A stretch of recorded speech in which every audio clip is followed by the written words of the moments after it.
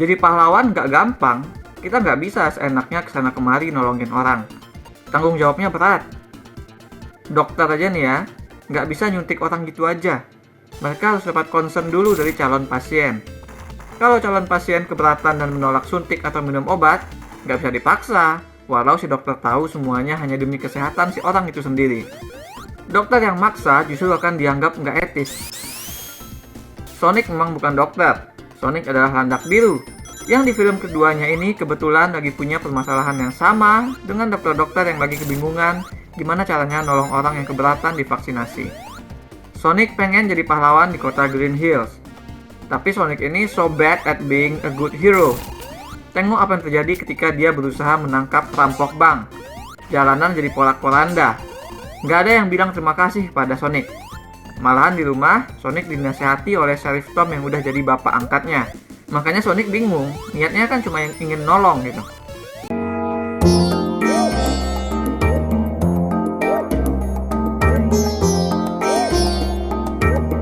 Dalam sequel ini, sutradara Jeff Fowler membuat Sonic seperti seorang anak muda yang penuh semangat, optimis, dan energik, tapi masih harus belajar untuk lebih dewasa dalam bersikap. Fowler membuat Sonic relatable bagi target baru penontonnya. Anak muda atau sering merasa dirinya nggak nakal, tapi tetap aja yang dilakukannya tampak selalu salah. Film nggak mau hanya membuat Sonic untuk penggemar lama, yang tentu saja sekarang sudah tua-tua. Sonic terlahir ke dunia dalam bentuk game kan di tahun 1991. Cara Fowler ini berhasil. Karakter Sonic di film jadi nggak hanya fun untuk ditonton, nggak hanya seru untuk ajang nostalgia para gamer, tapi juga berisi oleh permasalahan yang membuat penontonnya merasa sama dengan si Sonic. With that being said, film juga berhasil membuat Sonic yang beberapa detik setelah Tom pergi ke Hawaii langsung berpesta berantakin rumah. Tidak jatuh sebagai makhluk yang menjengkelkan. Sonic justru jadi karakter yang lucu berkat flaw pandangan yang ia miliki.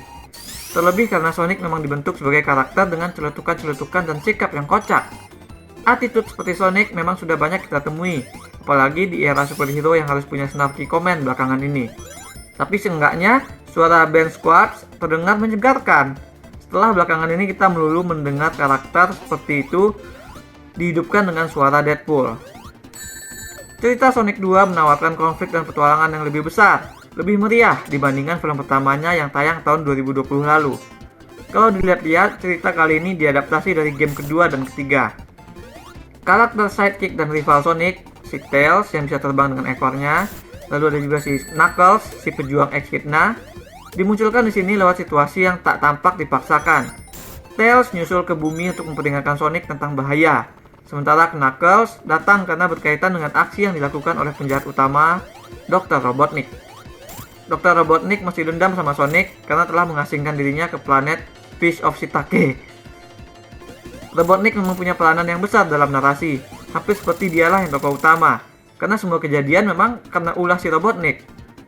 Jadi ketika si Sonic di rumah seorang diri, Robotnik yang telah menciptakan alat di planet Jamur berhasil memanggil orang yang bisa membantunya keluar dari sana. Orang tersebut adalah Knuckles, yang memang lagi mencari Sonic terkait legenda batu Zamrud yang menimpa klan Echidna. Robotnik dan Knuckles bekerja sama, sementara Sonic dan Tails mulai bergerak mencari Zamrud legenda tersebut karena nggak mau batu permata sakti itu jatuh ke tangan penjahat. Petualangan ala video game mereka pun dimulai. Kontras protagonis dan antagonis langsung terlihat. Sonic pengen jadi pahlawan tapi dia dianggap mengacau. Robotnik punya niat jahat tapi malah dapat teman yang salah mengira dia punya intensi yang baik. Ini semua terjadi karena Sonic baru sebatas pengen dianggap pahlawan. Robotnik sukses karena dia yang pure jahat, bertingkah seperti penjahat. Dia menipu, dia memanipulasi. Sonic perlu untuk bertingkah seperti itu. Perlu belajar untuk bertingkah seperti pahlawan. Alih-alih pengen disebut pahlawan. Untuk itulah Sonic perlu tahu dulu seperti apa sih pahlawan itu.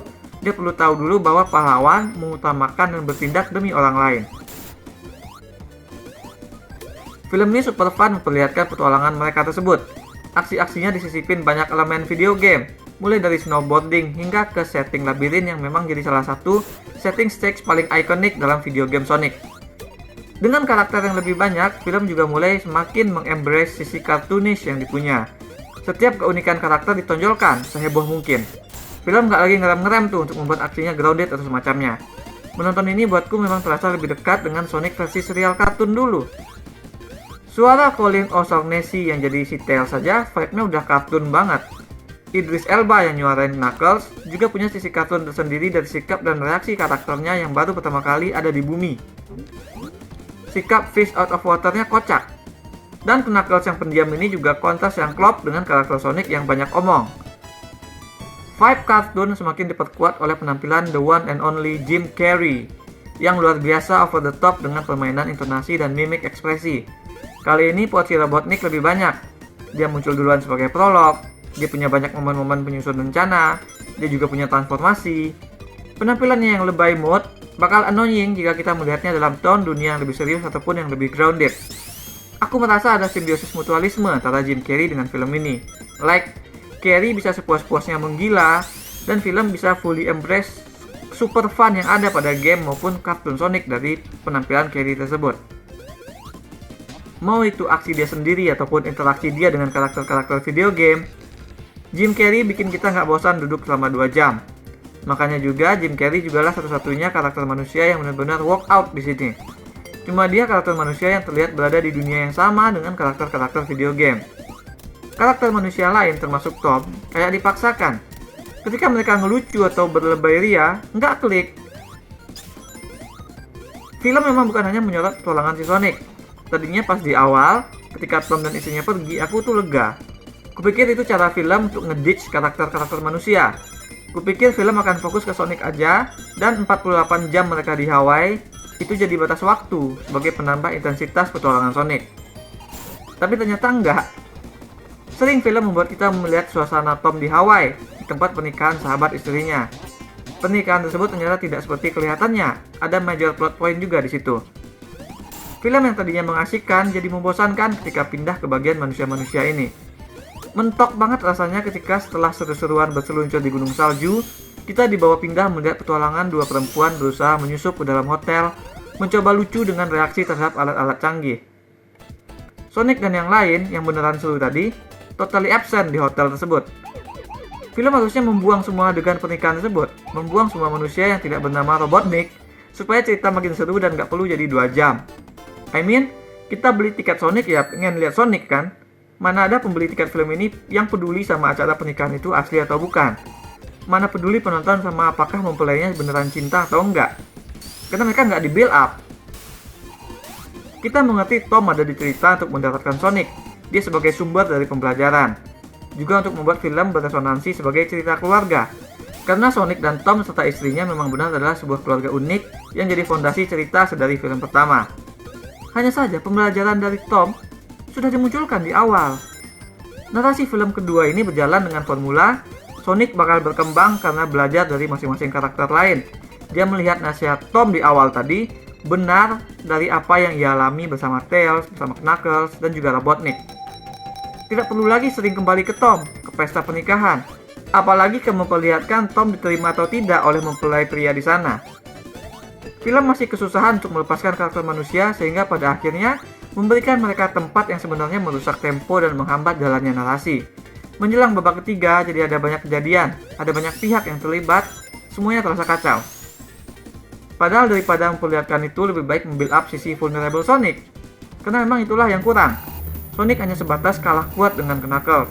Tapi selebihnya, Sonic bisa dengan gampang menjalani petualangan. Dia dengan gampang melewati jebakan, dengan gampang kabur dari kejaran. Dia bahkan dengan gampang menang kontes menari di bar. Yang sempat diperlihatkan oleh film ini adalah soal Sonic nggak bisa berenang. Ini continue dari film pertama. Tapi rintangan ini pun nggak pernah benar-benar jadi soal, karena Sonic akhirnya bisa melewatinya dengan tak banyak usaha, tak banyak kesulitan. Jadi, nggak begitu banyak sebenarnya perbedaan yang dihadirkan dalam sequel ini, selain penambahan karakter dan perubahan kumis Robotnik. Tapi dengan begitu, feels-nya memang terasa lebih gedean yang sekarang. Film ini super menghibur sampai bagian yang membahas para manusia di pesta pernikahan itu datang. Lebay yang boring karena aktor yang lain gak bisa ngejar tone kartun over the top yang sudah dilandaskan oleh Jim Carrey. Kehadiran mereka jadi memperlambat dan mengusik tone. Film ini baik-baik saja dengan embrace sisi cartoonish, yang berarti film ini sebenarnya hanya perlu Robotnik, Knuckles, Tails, dan Sonic aja. karakter-karakter yang memang ada di video gamenya. Aku berikan 5,5 dari 10 bintang emas untuk Sonic the Hedgehog 2. That's all we have for now. Katanya film ini bakal jadi film terakhir dari Jim Carrey. Bagaimana pendapat kalian tentang karir Jim Carrey dalam film-film komedi? What he brings to that table? Apa film Jim Carrey favorit kalian? Share with us in the comments. Jangan lupa hit like dan subscribe supaya nggak ketinggalan review-review dan playthrough lain. Kunjungi mydesit.com untuk review yang lebih detail. Kalian bisa juga kunjungi store mydesit di chiptoloka.com. Ada banyak kaos dan pernak-pernik custom yang unik, mulai dari film, musik, game, hingga wrestling. Thanks for watching.